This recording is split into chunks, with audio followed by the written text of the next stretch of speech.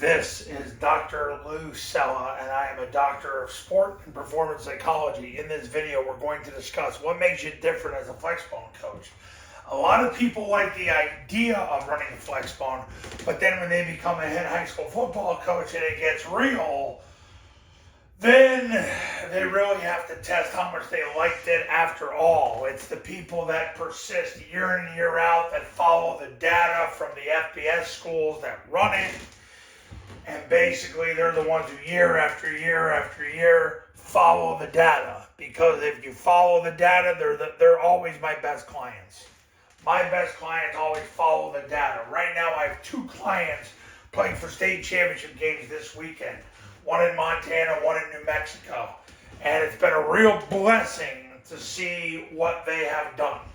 Now, what makes you different as a Flexbone coach? Because guess what? You're not going to be like everybody else. I hope you're okay with that. Well, the biggest thing that I see, this has held true for all the years I've been in business, but it's the coach that accepts that his offensive line is so limited, but he's willing to do something about it.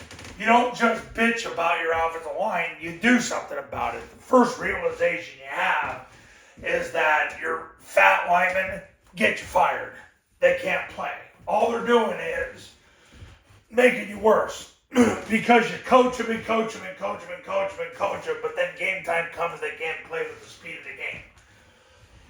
Once you realize that the money ball effect in high school football is 100-something pound offensive lineman, when you realize that's the sabermetric that nobody really focuses on, but if you go all in on the 100-something pound offensive lineman and apply this offense, that is where you get ahead of people fast. And that's why I've got 2 clients in the state championship game this weekend.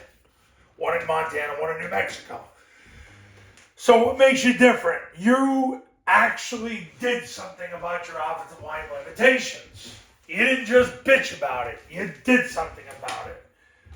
And number 2, you come up with this oversimplified system of self-control.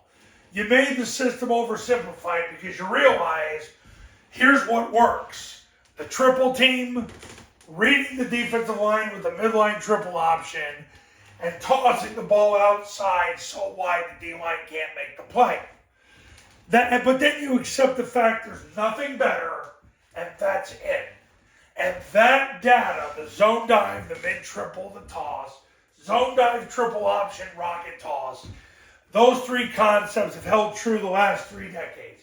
If you asked me 20 years ago what were the 3 biggest plays that Paul Johnson ran, it was zone dive, triple option, rocket toss. Nothing's changed. But you have to have an oversimplified system of self-control. You got to accept that the triple team, reading the D-line with mid-triple, and evading them with rocket toss, that's it. There's nothing else you're going to be able to do effectively unless you have better players. It's got to be a system. How do you make it a system? You take that and make it into a play calling system using an if-then methodology. So you run the triple team, you get 4 yards, you run the triple team again. If you don't get 4 yards on the triple team, you then make the quarterback the runner on the triple team with the follow. And if the C-gap player comes down to take the dive, you run midline triple option.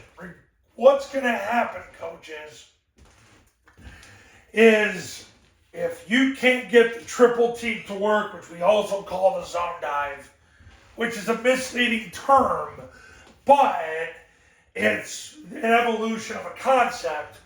If you can't establish the B-back, you got to establish the quarterback with the follow play or midline triple options. If the C-gap player is coming down to take the dive, you're going to get a pull pitch on the midline triple option.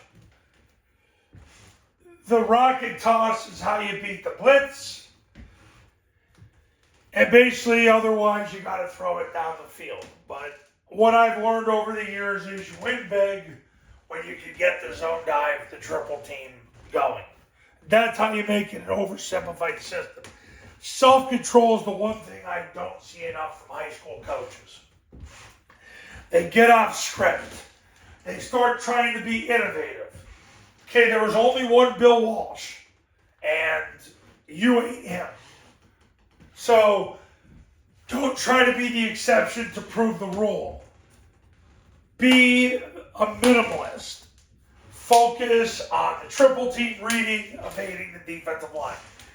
Combine it into a system with the way you play call and then how you practice it. The goal with practice is run as many plays as possible. What that means is take the triple team, the mid-triple, and the rocket and run plays. Stop deconstructing into one-on-one drills. That doesn't work with the Gen Alpha football player. I have helped people win over and over and over by running plays.